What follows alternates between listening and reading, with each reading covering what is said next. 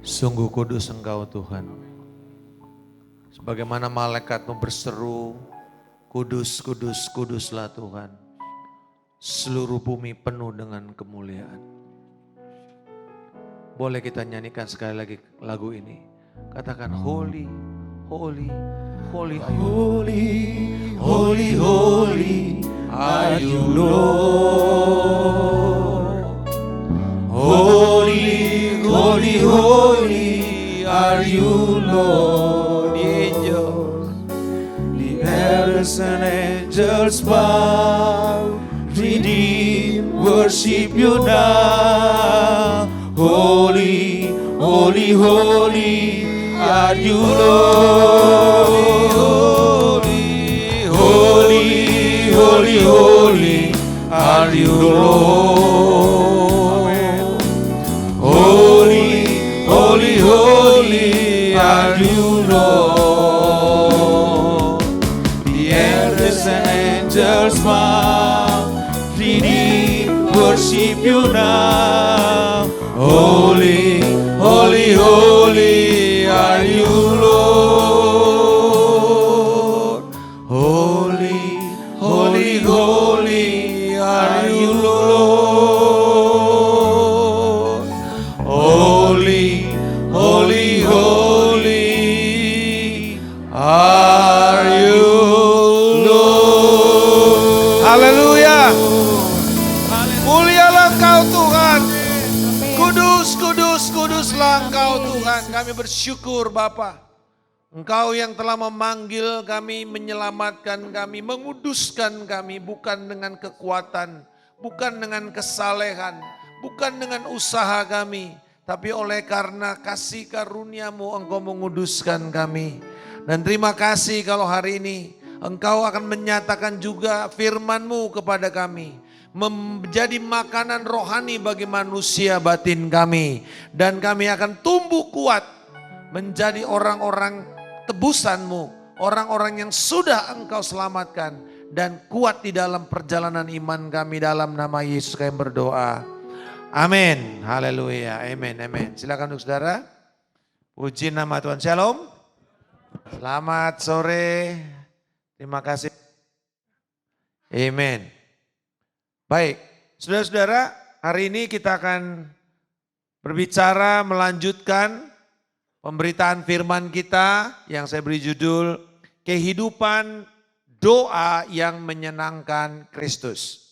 Nah, ada sebuah film, kenapa jauh banget? Saya kan di sini aja nih, ya, terlalu jauh nih kayaknya. Ya, nggak ada kelas nomor 2 gitu ya.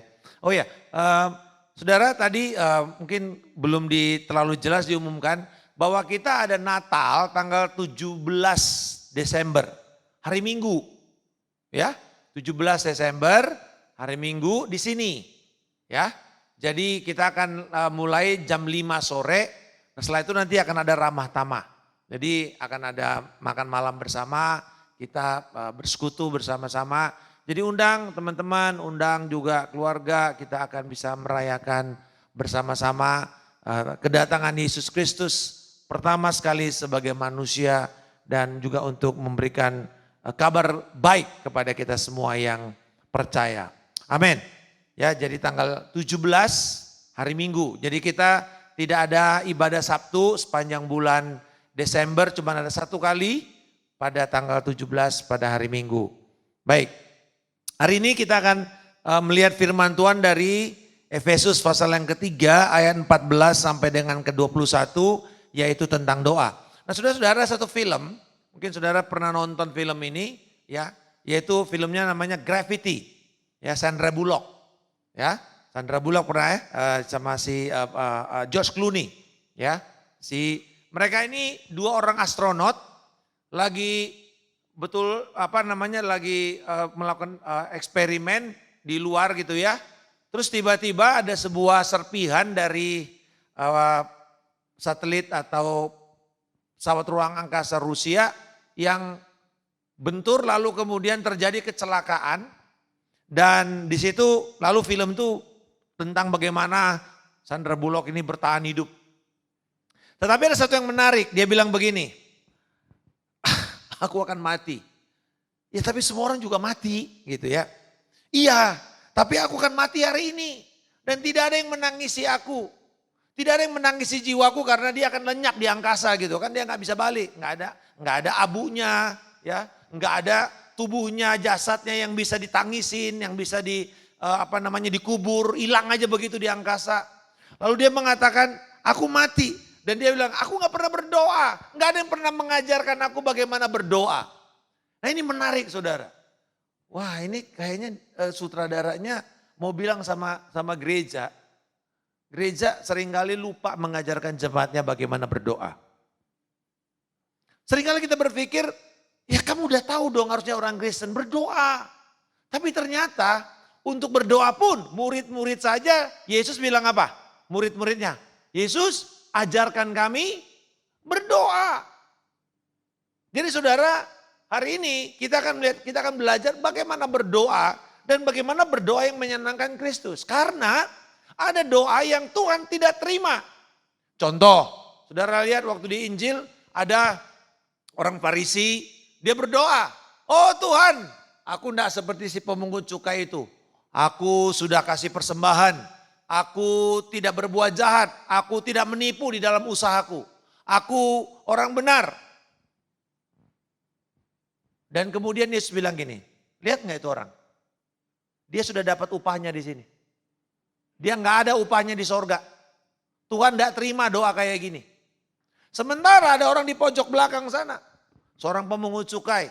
Pemungut cukai ini adalah orang yang orang kayak kita itu udah Chinese Kristen lagi gitu loh. Double minority. Ini udah parah ini. Udah pemungut cukai itu pengkhianat bagi bangsa itu. Karena dia menyedot pajak dan diserahkan kepada orang Romawi. Tetapi dalam menyedot uang itu dia membuat bangsanya itu marah karena dia seperti bukan lintah darat lagi, apa ini ya? Udah ular naga kali ya. Jadi kalau lintah darat kan cuma nyedot aja gitu kan, pinjol ya. Ini udah itu bangsanya sendiri dikasih pula ke bangsa lain. Jadi ini lebih parah daripada pelacur. Makanya di Alkitab ya kalau saudara dibaca di perjanjian baru, dikatakan begini, orang berdosa dan pemungut cukai. Kok kayaknya ada perbedaan gitu loh, kok kayaknya yang pemungut cukai ini kayaknya lebih berat dosanya. Nah lalu kemudian si pemungut cukai itu duduk di belakang sana berdoa. Dia bilang begini, dia memukul-mukul dirinya. Dia bersujud dan dia bilang, Tuhan aku tidak layak, aku tidak layak. Aku telah berdosa, ampunilah aku yang jahat ini. Dia memukul-mukul. Ini adalah cara tanda orang, kalau orang tuh sungguh-sungguh menyesali atas dosanya. Lalu Tuhan bilang begini, tuh lihat tuh orang yang begitu, doanya dia diterima Tuhan. Nah hari ini tentu saudara nggak perlu harus memukul-mukul diri untuk saudara datang. Tapi bagaimana caranya kita berdoa yang benar. Dan ingat doa ini kan kalau kita sebagai anak misalnya Ivan gitu ya sama mamanya Erna. Dia pasti nggak mungkin dia datang seperti datang ke lihat-lihat dulu nih mama hari ini bagus nggak nih ya. Kayaknya moodnya oke nggak nih ya. Ya enggak kan. Atau Firnika gitu ya anak-anaknya lihat-lihat gitu. Ini kayaknya bagus nggak nih oke nggak nih mama hari ini ya. Nah kalau oke, lalu dia bilang, oh ibunda Suri yang terkasih, enggak. Dia bilang, kamu kenapa Van? Kamu sakit apa? Kamu minum obat apa? Salah minum obat kau ya kali. Kenapa? Enggak mungkin lah dia bilang begitu. Dia cuma bilang, mah aku butuh uang buat uang sekolah. Kenapa? Karena ada hubungan, ada relasi. Ya. Nah di dalam kita setelah kita diselamatkan, kita punya relasi dengan Bapa Sorgawi. Hanya di dalam kekristenan kita bisa memanggil Allah sebagai Bapa, Abba. Itu adalah panggilan yang dekat, panggilan intim, panggilan mesra. Kenapa? Karena tidak lagi jarak.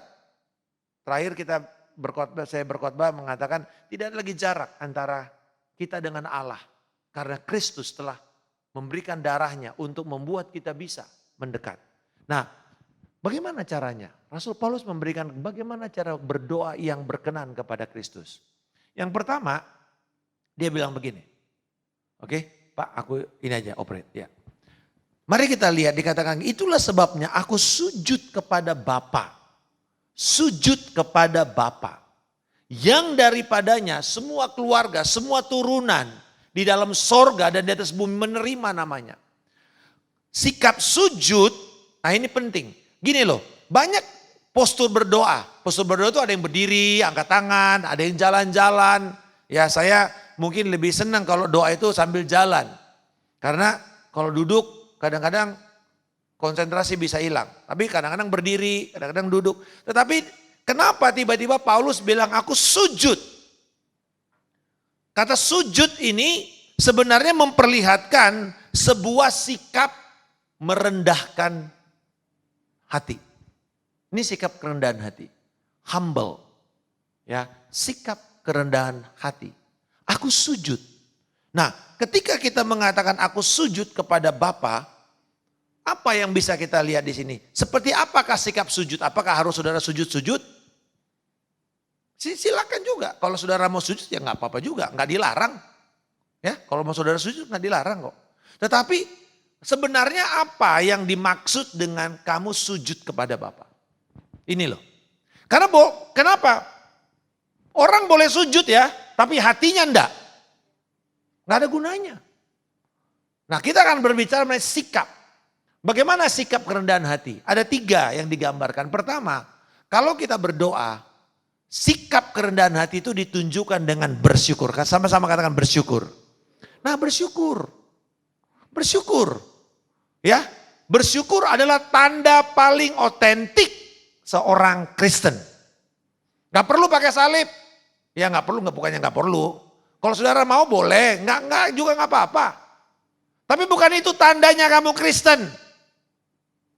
Apa tanda yang paling otentik? Bersyukur. Untuk apa kamu ke gereja tapi nyinyir aja? Atau tadi pagi kita belajar ya Ibu Nila ngajarin. Apa orang benar itu dengan orang fasik apa Bu Sri? Orang fasik suka ngapain? Suka ngerumpi, gibahin orang gitu. Ya kita mesti lari dari sana, menghindar dari sana. Ya boleh ke gereja tapi ngerumpi aja. Ceritain orang, gosipin aja. Nggak ada gunanya. Nah tanda yang paling jelas orang itu adalah orang percaya sederhana. Mulutnya bersyukur. Mulutnya bersyukur. Itu tanda paling umum. Nah sikap ketika kita berdoa mulailah dengan bersyukur. Aku bersyukur kepada Engkau Bapa yang memberikan kepadaku hidup hari ini. Aku bersyukur aku bisa bernafas. Aku bersyukur aku bisa datang pada Engkau. Aku bersyukur aku diselamatkan. Aku bersyukur untuk kasih-Mu dalam hidupku. Bersyukur. Dan bersyukur kepada Bapa. Amin. Bersyukur. Katakan sama-sama bersyukur. Nah jadi waktu kita sujud itu ya ditandai dengan apa? Bersyukur. Banyak-banyaklah bersyukur. Nah yang kedua, sikap ketergantungan penuh. Nah seperti tadi orang pemungut cukai tadi. Dia memukul-mukul dadanya. Artinya dia mau mengatakan begini. Gak ada yang bisa menyelamatkan saya. Inilah bedanya agama. Di dunia ini cuma ada 2 jenis agama. Satu agama yang berpusat pada Allah. Yang satu berpusat pada manusia. Kalau yang berpusat pada manusia itu begini. Kamu harus begini ya. Kamu harus begini. Kalau kamu baik. Kalau kamu saleh. Kalau kamu derma. Kamu akan begini nantinya. Itu agama yang pusatnya manusia. Dan dengar baik. Saya berikan kabar buruk. Tidak ada satupun manusia bisa menyelamatkan dirinya. Kita semua ini tak berdaya. Kita sudah jelaskan itu. Manusia di dalam keberdosaannya adalah orang yang mati. Tidak berdaya. Binasa. Terpisah jauh dari Allah. Dan tidak ada satupun upaya kita menyeberang jembatan itu. Enggak ada. Nah, kekristenan itu berpusat pada Allah. Artinya begini, Allah yang datang berinisiatif menolong. Manusia nggak sanggup. Allah yang harus turun. Makanya kenapa kita merayakan Natal? Karena itu bukan sekedar Yesus lahir, bukan. Allah yang datang menyelamatkan kita. Itu berita kabar baik. Dan Natal harusnya tiap hari kita rayakan. Karena kita merayakan Allah yang datang dan menjadi manusia, diam di antara kita, dan kemudian dia memberikan hidupnya kepada kita. Karena manusia tidak sanggup menolong dirinya. Mau sehebat apapun dia, nggak bisa. Siapa di sini yang bisa menghapus dosa kamu? Ada? Nggak ada. Mungkin orang lain bisa mengatakan, oh kamu hapus dosanya begini, kamu doa begini, kamu lakukan begini, kamu lakukan begini, derma apa, pasti kamu terhapus dosamu. Kalau orang bilang begitu, tapi Tuhan bilang enggak, satu dosamu cukup membawa kamu ke neraka. Mau bilang apa kita? Mau ngomong apa kita sama Tuhan? Masalahnya yang menghakimi saudara, yang mengambil keputusan bukan saudara dan bukan orang lain, tapi Tuhan. Dan Tuhan bilang, sorry ya, lu gak bisa diampuni. Kalau tidak, bayar sendiri dengan darah. Tidak ada yang bisa kita buat, kecuali satu. Menerima apa yang Allah tawarkan kepada kita. Apa yang ditawarkan? Yesus. Itulah sikap kerendahan hati. Jadi ketika kita datang sama Tuhan, kita mesti yang kedua. Ya waktu kita berdoa, setelah bersyukur, kita mengatakan, Tuhan terima kasih. Aku ini tidak sanggup. Aku tidak bisa menyelamatkan diriku. Aku ini bukanlah orang baik. Aku ini bukan orang yang hebat, benar, saleh, bukan. Aku pantasnya cuma masuk neraka. Itu yang pantas buat kita semua. Amin. Semua kita cuma pantas masuk neraka kok. Gak peduli siapapun dia. Kita semua pantas masuk neraka. Kalau bukan Tuhan, gak ada yang bisa menyelamatkan kita. Sikap yang ketiga, kalau kita mau datang rendah hati adalah kita penuh kepercayaan. Artinya apa? Kita datang kepada Tuhan itu bukan karena hari ini saya sudah puasa. Hari ini karena saya hari ini berbuat baik sama orang. Hari ini gua gak nipu. Bukan. Bukan itu. Tapi karena saya tahu, saya bilang, Tuhan terima kasih. Engkau berkata, engkau telah membuka jalan kepada saya. Oleh Yesus, aku beroleh jalan masuk. Dia telah membuka jalan, dia memberi akses kepada kita. Dan akses itu adalah akses yang hidup dan yang baru. Katakan sama-sama, hidup dan baru. Itu akses yang Tuhan berikan kepada kita. Bukan akses manusia, bukan akses yang lama, bukan akses agama. Tapi Yesus sendiri adalah jalan. Dialah sirotol mustaqim itu. Dialah jalan lurus, titian rambut di belah 7. Yang sulit untuk dijembatani orang. Itulah dia, karena dia mengatakan, dia gak mengatakan akulah sebuah jalan. Akulah jalan itu. Akulah jalan itu, tidak ada yang lain. Itu loh yang Yesus bilang. Dia gak bilang loh aku sebuah jalan. Bilang akulah jalan itu. Artinya tanpa saya kamu gak bisa ke Allah. Sorry ya gak bisa. Itu loh pernyataannya. Dan ini klaim seperti ini gak mudah. Dia bisa dirajam batu hari itu juga. Tapi gak ada yang berani. Kenapa? Karena orang sadar. Hanya orang yang tidak berdosa. Yang lahir tanpa dosa. Yang bisa ngomong begitu. Dan Yesus lahir dari perawan yang belum pernah berhubungan badan. Tetapi dia bisa melahirkan. Dan perawan Maria itulah yang menunjukkan Yesus tidak punya dosa asal. Dan karena itu kita bisa berani datang menghampiri dia dan mengatakan, Yesus hanya engkaulah satu-satunya yang bisa membuat aku menerima keselamatan. Dan hanya di dalam namamu lah doaku dijawab. Amin. Hanya dalam nama Yesus, bukan yang lain. Jangan berdoa dalam nama Markus, nggak ada gunanya. Ya, nggak ada powerfulnya, nggak. Mau sehebat apapun orang itu, sesaleh apapun dia. Yesus mengatakan, hanya di dalam namaku, kamu akan mendapatkan jawabannya. Mintalah, kamu akan mendapatkan. Nah jadi sujud. Lalu kemudian dia ajar yang berikutnya. Nah sekarang minta ini.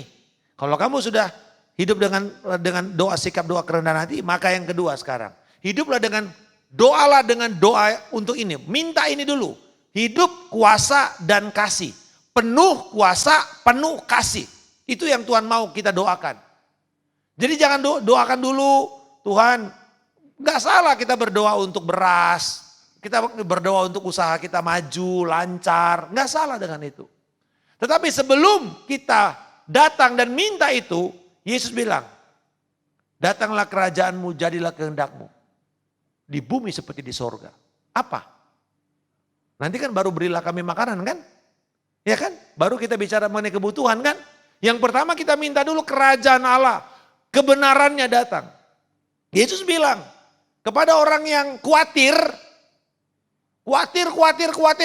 bagaimana makan, bagaimana minum, bagaimana pakaian, bagaimana tinggal. Khawatir dalam Matius pasal yang ke-6. Dia bilang begini, di jawabannya semua adalah doa. Dari 6 khawatir, kayak antidotnya gitu ya, doa. Lu mau bebas dari kekhawatiran, berdoa. Gak ada jalan lain. Gampang. Doa. Ya. Tadi Bu Vivi sharing di penjaringan bahwa 12 tahun yang lalu dia tuh dokter suspek dia tuh klepnya bocor. Umur 47 tahun. Maminya meninggal 49 tahun. Jadi dokter bilang mesti dibedah. Black. Waduh. Gue bilang wah ini gawat nih. Dia bilang ini bocor nih jantungnya nih. Ini 42 nggak lama ini nggak bisa hidup lebih dari 50 tahun. Dia bilang waduh ini anak masih kecil. Gimana ini? Tapi dia diam. Dan kita bagus Pak Iwan waktu itu bilang Pak udahlah kita coba second opinion lagi aja. Pergi. Dokter ini cuma bilang gini. Ini mah klepnya doang yang agak kendor.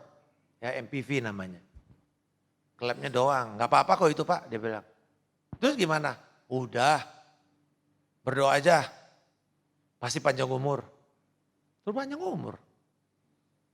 Nah saudara, tapi apa yang dilakukan sama dia? Dia lakukan itu, dia setiap hari dia tumpang tangan. Dia bilang Tuhan aku punya jantung sehat. Aku punya jantung, peredaran darah aku lancar, aku sembuh. Saya nggak tahu itu saudara, saya tidur aja pokoknya. Tapi dia doa, dia perkatakan itu. Nah kerajaan Allah datang, apa yang kita mesti doakan waktu kita berdoa untuk kasih Allah? Pertama, dia berdoa ayat 17. Dia bilang aku berdoa supaya Allah menurut kekayaan kemuliaannya. Ingat, ukurannya bukan ukuran cere-cere. Kekayaan dan kemuliaan siapa? Bukan orang paling kaya di muka bumi. Kristus. Dengan kuasanya melalui rohnya di dalam batinmu. Artinya begini. Mintalah pertama, Tuhan penuhi aku dengan kuasamu. Karena hanya Roh Kudus yang mampu membuat kita melakukan firman Tuhan. Gak ada satupun kita yang mampu dengan kekuatan kita, gak ada. Sehebat-hebatnya niat kita, sebaik-baiknya niat kita, dengar baik Bapak Ibu Saudara sekalian, gak ada yang mampu. Buktinya kalau semua mampu, semuanya masuk surga. Niat saja gak cukup. Bahkan orang yang udah usaha saja masih gagal. Tanpa Roh Kudus, tidak mungkin. Dan Roh Kudus adalah Allah sendiri yang datang dan diberikan kepada kita. Makanya Yesus bilang minta ini. Karena dialah yang memampukan kamu untuk melakukannya. Dengan kuasanya, dengan seturut ukuran kekuatan Allah, bukan ukuran kekuatan kita. Wow, luar biasa ini saudara. Saya ingat, dulu berhenti ngerokok aja, aduh ampun, susahnya setengah ampun. Ya, udah janji-janji tiap tanggal 31 Desember orang Batak kan begitu ya. Udah janji bertobat aja, minta ampun aja. Baru habis tanggal 1 udah paspus lagi. Udah lupa itu doanya, udah lupa pertobatannya. Saya ingat yang kedua minum, mabuk. Wah, janji-janji nggak akan minum lagi. Karena dulu anak pendeta kita habis kebaktian gitu kan ada itu tuh perjamuan. Nah, pulang bawa tuh perjamuan, bawa pulang tuh anggurnya. Di Medan kan anggurnya anggur AO, itu anggur obat ya. Vigor itu loh. Yang kalau minum malah langsung marah-marah kan. Itu ya langsung wah mabuk-mabuknya karu-karuan tuh. Ya, bukan anggur kayak kita ini yang bagus gitu, yang aman. Nah, janji lagi nggak bisa. Gagal terus. Ketika saya bertobat, sederhana. Saya bilang Tuhan, saya mau hidup seperti yang Engkau inginkan. Lalu saya dibaca ayat, dia bilang gini. Orang yang merusak tubuhnya akan dihakimi Tuhan. Saya langsung ketakutan. Aduh Tuhan gimana nih, aku gak mau dihakimi. Dan saya bilang Tuhan, berikan aku kekuatan. Lepaskan aku dari keterikatan terhadap nikotin ini. Saudara, waktu saya masih mahasiswa, teman-teman masih ngerokok jarum, saya udah ngerokok cerutu. Udah pokoknya heavy metal lah itu udah ya. Hardcore udah. Terus kalau nggak ada duit ngapain? Ya paling Salome ya. Satu batang rame-rame gitu. Gantian. Ya nggak jelek-jelek amat lah, nggak ngepuntungin gitu enggak lah ya. Tapi kalau enggak juga udah paling parah nih. Kalau orang ngerokok ngisep aja. Wah itu asapnya aja doang dihisap kan. Udah kayaknya udah enak gitu. Tapi hari itu saya pulang gereja, saya baca itu ayat. Saya jadi di angkot tuh saya baca ayat. Saya baca Alkitab tuh di angkot. Kaget saya. Ini ayat ngeri banget nih. Saya doa Tuhan tolong Tuhan. Saya mau lepas dari ini. Hari itu juga loh. Saya bisa ada orang ngerokok di samping saya. Saya bisa batuk-batuk kayak orang baru pertama cium asap rokok. Itu dari naik 57, tahu ya yang 57 ya? Pak Parlin tahu nih, pokoknya 57 itu Blok M Pulau Gadung. Karena kampus saya kan di Rawamangun. Batuk-batuk hari itu saya. Dan saya tahu sejak itu sampai sekarang saya tidak punya keinginan untuk menjamah nikotin. Apakah karena saya hebat? Enggak. Apakah karena dulu udah pokoknya macam-macam lah. Mau makan permen karet, apa udah gak bisa. Mau niat-niat gak bisa. Bukan karena kekurangan niat, bukan. Memang gak mampu. Minta kekuatan dari Tuhan. Lalu yang kedua, dia bilang berdoalah supaya kau bisa berakar di dalam kasih. Nah ini menarik. Coba perhatikan baik-baik. Coba baca ayat 17, 1, 2, 3. Sehingga oleh imanmu Kristus diam ya di dalam hatimu dan kamu berakar serta berdasar di dalam, dengar baik. Dia katakan pakai kata diam. Bukan diam begini, bukan. Dia pakai kata diam ini adalah inhabit. Artinya gini, tinggal bersama-sama satu rumah dengan kita. Ayo, kalau hari ini saudara dapat kesempatan, Yesus jadi tamumu. Kalau tamu cuma sehari ya, paling lama berapa lama sih tamu? Seminggu, ya. Kalau misalnya dia nggak tahu malu, sebulan kan gitu ya. Kan gitu ya. Ya bertamu sebulan kan bertamu namanya itu ya. Numpang hidup itu namanya. Oke. Tetapi yang namanya tinggal serumah dan memiliki semua akses di rumah itu bukan tamu lagi namanya. Itu tinggal bersama, betul nggak?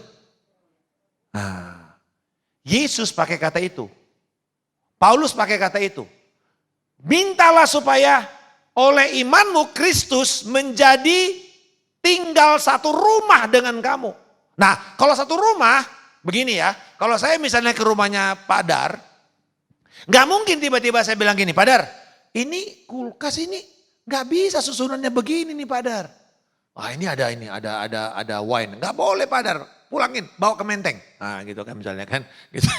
Wah enak aja nih Pak Markus gitu ya. Main ngecek-ngecek segala macam. Diliatin. Lalu kemudian di safety deposit box ini dibuka. Dia bilang, wah ini gak banyak. Kebanyakan nih Pak. Gak boleh nih Pak. Hah? Gak mungkin kan? Betul gak? Iya kan? Gak mungkin. Wah ini memang kurang ajar nih Pak Markus. Siapa dia nih? Pendeta mah boleh tapi gak enak ngacok-ngacok rumah gua. Itu kan. Kenapa? Karena saya bukan yang punya rumah dan saya tidak tinggal sama-sama. Tetapi beda dengan begini. Kalau saya tinggal di situ, saya bersama-sama dengan itu. Misalnya suami istri lah. Ya, dikasih kontrakan rumah.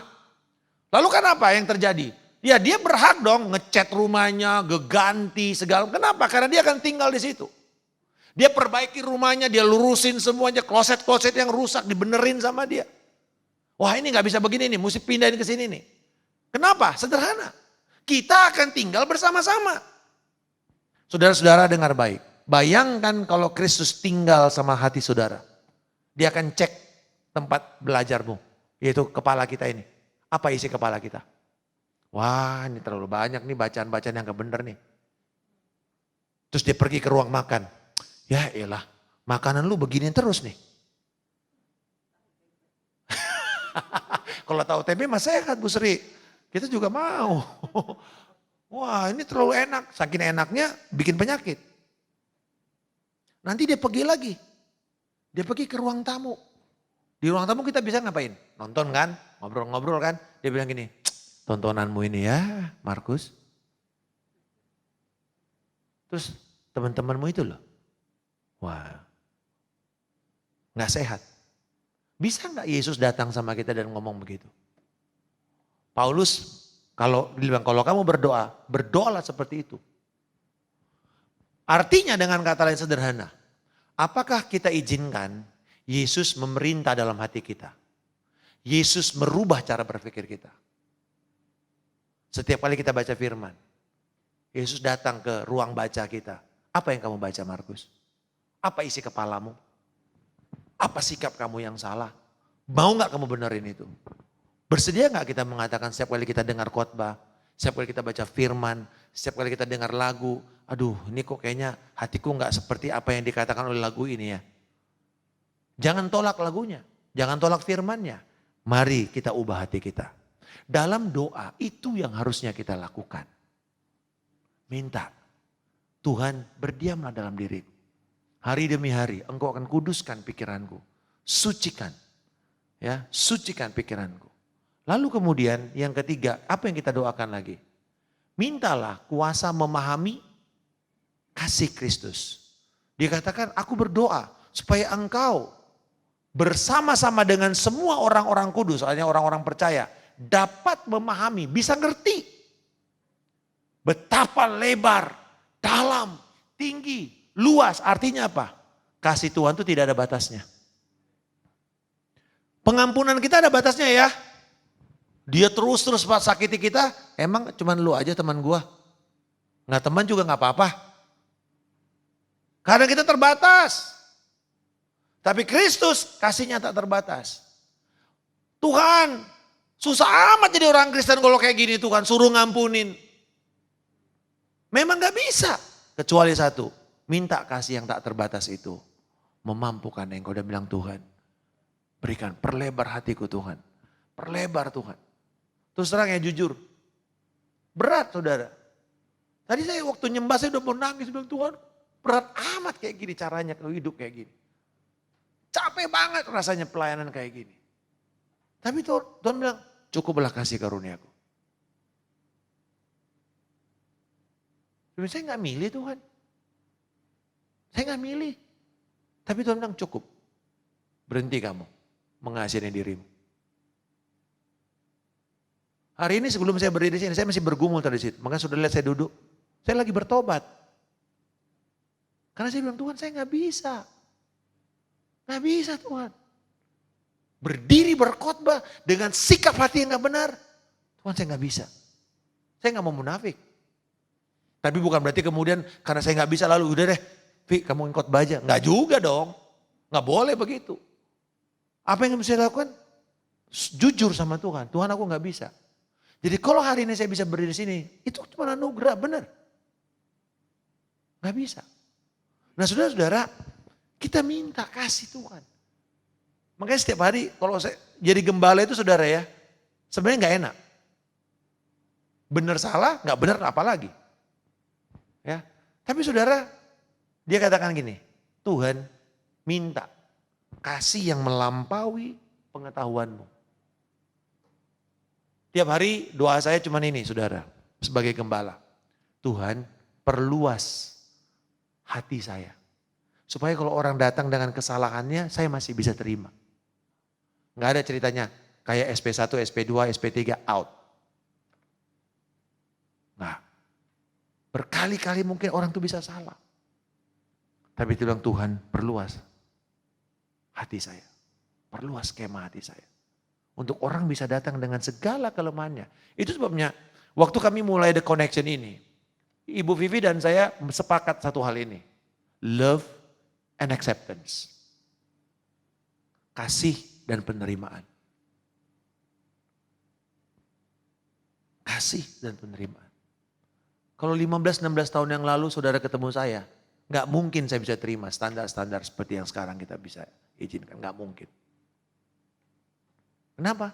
Sederhana, kasih. Hati saya masih sempit. Tapi Tuhan ubah berjalannya waktu. Bukan karena kita makin tua, belum tentu saudara. Kita makin tambah umur, makin berubah belum tentu. Makin susah iya. Ya, tapi bisa enggak? Bisa. Amin saudara. Nah lalu kita minta apa yang keempat?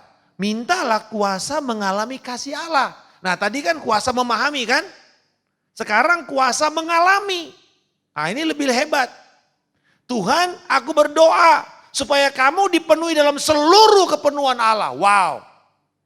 Sering kali kita melihat ini ya, terutama kalau kita yang lama di battle. Oh Tuhan kepenuhan, cuman getar-getar doang. Cuma berbahasa lidah doang. Gak salah dengan itu. Atau tumbang sekalian.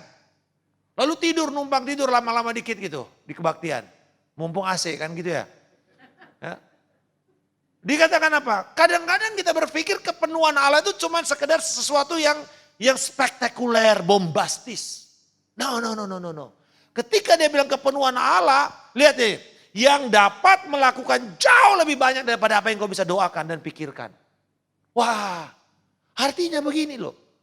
Tuhan, kok cuman dia yang bisa melakukan, kok aku gak bisa? Dan Tuhan bilang, kau mau? Lakukan. Bisa. Tapi bayar harganya. Saya ingat waktu itu. Pertama sekali saya didoakan sama Benny Hinn. Udah di Kemayoran tuh. Waduh orangnya 5.000-an orang.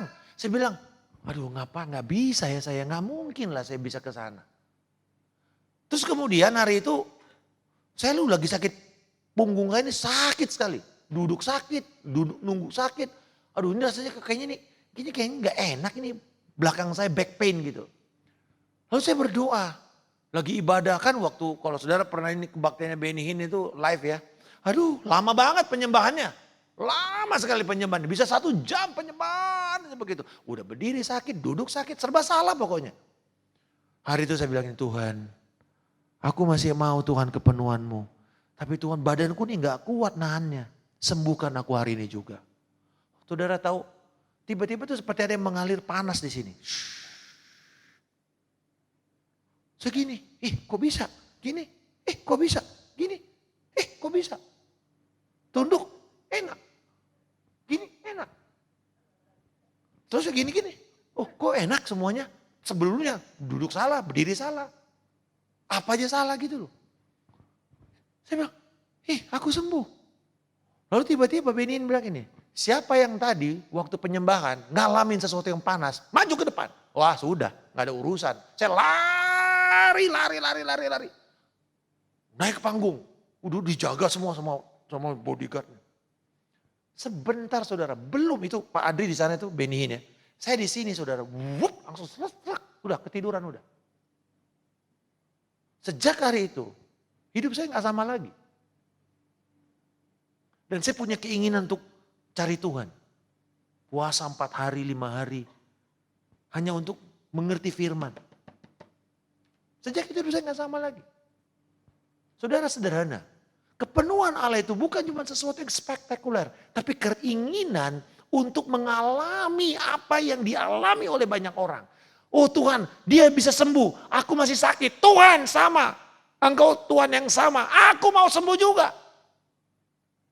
Itu loh. Itu orang yang perempuan 12 tahun sakit pendarahan. Dikatakan apa? Duitnya udah habis. Semua tabib, semua dokter yang dia tahu, semua dia sudah kunjungin. Tidak ada yang bisa menyembuhkan dia. Kalau orang Jawa bilang, iki wis imane wis ente-entean iki. Abis-abisan imannya udah. Ya, tinggal dead ya. Asal ndak ente wis. Ente-entean wis. Tapi enggak ente. Nah, luar biasa saudara. Ndak ente. Ini orang bilang apa? Asalku jamah saja jubahnya. Ini orang udah desperate. Udah gak ada lagi jalan keluar. Udah buntu semuanya. Dia cuma bilang gini. Dan dengan ingat ya, saudara-saudara dengar baik. Perempuan yang lagi sakit pendarahan itu kayak orang yang perempuan haid. Tidak boleh pergi ke gereja waktu itu. Tidak boleh pergi ke rumah ibadat. Apalagi jamah seorang rabi. Oh enggak boleh. Itu dia bisa dirajam batu dia. Berani dia pegang Yesus begitu. Dia dirajam batu saudara. Nggak usah Yesus. Orang kiri kanannya aja orang langsung mikir. Dia mesti ngomong begini. Kalau dia lagi haid ya. Dia mesti ngomong begini. Najis, najis, najis, najis, najis. Supaya orang jauh-jauh. Supaya nggak dekat. Karena kalau sentuh aja langsung nggak tahir dia. Dia ikut najis. Dia mesti ngomong gitu, najis, najis, najis. Lah 12 tahun lo ngomong begitu tiap hari. Berarti sudah ditolak di masyarakat. Ditolak di dalam tempat ibadah. Apalagi pengharapannya? Duit wis entek. Ini yang namanya imannya entek-entekan. Kalau orang Jawa bilang. Iman yang habis-habisan. Tapi dia enggak entek. Hari itu dia bilang begini. Mungkin hari itu dia bilang begini. Ini yang terakhir kali. Asal ku jamah saja jubahnya. Aku pasti sembuh. Dan the moment dia bilang begitu. Just dia pegang. Itu cuma ujungnya ya, jubahnya Yesus. Yesus bilang apa? Siapa yang pegang saya? Murid-murid bilang, Allah Tuhan. Lihat nih banyak orang nih desek-desekan. Ya semua orang pegang kamu lah. Tapi hari itu dia bilang, nah. Ada orang yang memegang saya dengan iman. Dengan pengharapan. Dan kuasa itu mengalir. Wah, waktu dia bilang, siapa yang pegang saya? Aduh, si perempuan dia bilang, mateng ketahuan. Hari itu dia sudah siap untuk dibunuh. Karena dia sudah menajiskan banyak orang. Dan dia bilang ini, aku Tuhan. Dan Yesus bilang apa? Imanmu besar ibu, engkau sembuh. Engkau sembuh. Engkau sembuh. Bersediakah kita ketika kita minta sama Tuhan? Jangan bilang gini, aduh kok dia sembuh aku enggak. Minta yang sama. Tuhan, kalau dia bisa, Tuhan yang sama bisa juga melakukan kepada saya. Amin saudara. Kepenuhan. Jauh lebih besar daripada apa yang bisa kita pikirkan. Mungkin kita cuma pikir Tuhan yang penting lunas Tuhan. Tuhan bilang, ya mikirnya lunas. Kenapa kalau nggak tak tambah? Mau? Mau kan? Di luar dari apa yang kau bisa pikirkan, apa yang kau bisa doakan. Ini.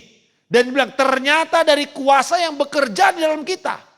Jadi artinya begini, Tuhan mau kuasanya juga bekerja dalam saudara. Wow. Jangan bilang, itu cuma buat pendeta doang itu, bukan buat saya. Bersediakah engkau mengatakan, Tuhan, aku juga mau. Dia nggak bilang di sini ya, kalau kamu udah sekolah Alkitab, lulus S1, naik S2 baru kamu bisa dapat ini. Enggak.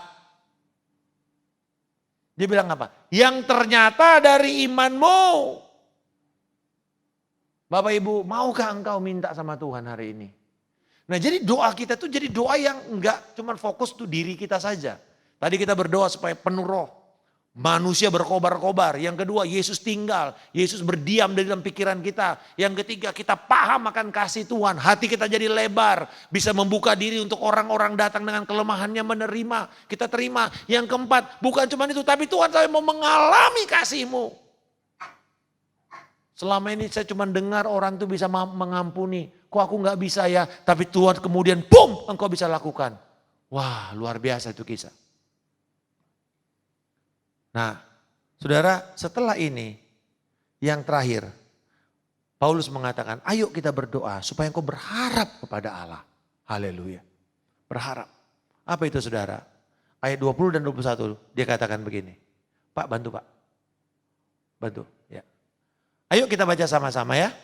Ya kita harus memiliki visi yang dari Allah. Yang membangkitkan iman kita di dalam apa? Kehebatan Allah. Dan cara yang terbaik untuk mendapatkan iman itu apa? Memenuhi doa-doa kita dengan, berdoalah dengan firman. Dimulai dari baca, mocose, ya, baca dulu firmannya dan ambillah firman itu untuk menjadi dasar berdoa. Amin. Nah Ibu Vivi selalu saudara lihat dari tadi dia apa? Waktu dia berdoa, dia ambil firman kan? Itu dasarnya, itu cara berdoa yang benar. Kita datang dengan perkataan Tuhan sendiri. Pak gimana Pak? Aku kata-katanya biasa aja gak apa-apa. Mau bagus, pakai aja firman. Tuhan firman-Mu berkata Tuhan. Aku ini yang menderita karena Kristus. Tapi Tuhan engkau memanggil aku. Itu loh, pakai firman. Penuhilah doa-doa kita dengan firman Tuhan. Dan biarkan itu hidup di dalam kita. Dan firman Tuhan berkata, dan terakhir dikatakan ayat yang ke-21 saya bacakan. Bagi dialah kemuliaan di dalam jemaat dan di dalam Kristus Yesus. Turun-temurun sampai selama-lamanya. Amin. Saudara, Paulus menutup doanya dengan sebuah tujuan. Apa tujuannya? Kemuliaan Allah dinyatakan dalam gerejanya dan di dalam Yesus kepala gereja. Kita berdoa Tuhan, penuhilah hidup kami dengan kemuliaan-Mu. Penuhilah usaha kami, bisnis kami, anak-anak kami dengan kemuliaan-Mu. Bukan dengan kemuliaan diri sendiri. Oh hebat ya anaknya Pak Parlin, wah udah jago dia. Orang Batak gitu. Wih udah hebat kali Pak Markus anaknya. Saudara-saudara dengar baik. Berapa kita mau mengatakan, Tuhan aku berdoa supaya anak-anakku memuliakan Tuhan. Amin. Gak salah saudara. Dan Tuhan juga akan mengangkat anak-anak kita. Akan mengangkat anak-anak kita. Amin saudara. Ada satu orang kemarin teman saya di S2. Dia datang, dia udah jadi gembala. Dia datang ngobrol sama saya dan istri saya di rumah. Anak-anaknya ini murid-murid saya waktu SMA. Dan satu sekolah di Australia, satu sekolah di Singapura. Dan kemudian bapaknya ini dulu di Citibank, di consumers. Lalu kemudian dia mengambil pilihan untuk melayani Tuhan. Dia sekolah Alkitab dan lulus S2 lalu dia mulai melayani. Dia melayani anak-anak muda. Anak-anak muda itu duitnya nggak ada. Dia sekolahin mereka, kasih beasiswa dan seterusnya. Lalu kemudian dia bilang begini, Pak, anak-anak saya ini saya kepengen bahkan mereka bisa melayani sama-sama saya. Tapi satu di Australia, satu di Singapura. Dan yang di Singapura gak mau pulang. Padahal udah selesai. Kayaknya rasanya dia yang paling deket lah ini. Minimal kamu lah mau. Terus kemudian dia bilang, gak mau Pak, aku mau kerja di Singapura. Tahu apa yang terjadi? Tuhan tutup semua pintu-pintunya. Dia gak dapat kerjaan. Pulang dia dari Singapura. Pulang dari Singapura. Dia pikir ya udahlah aku bantu papa deh. Gitu. Sampai dia berpikir dia akan dapat lagi nanti di Singapura. Ternyata setelah dia mulai melayani sama-sama dia jadi pemimpin pujian. Bantu papanya. Memimpin pujian. Dan hatinya kemudian mulai mengalami Tuhan. Dan dia bilang Tuhan aku mau mengikuti panggilanmu. Aku mau melayani bersama dengan orang tuaku. Saudara tahu apa yang terjadi?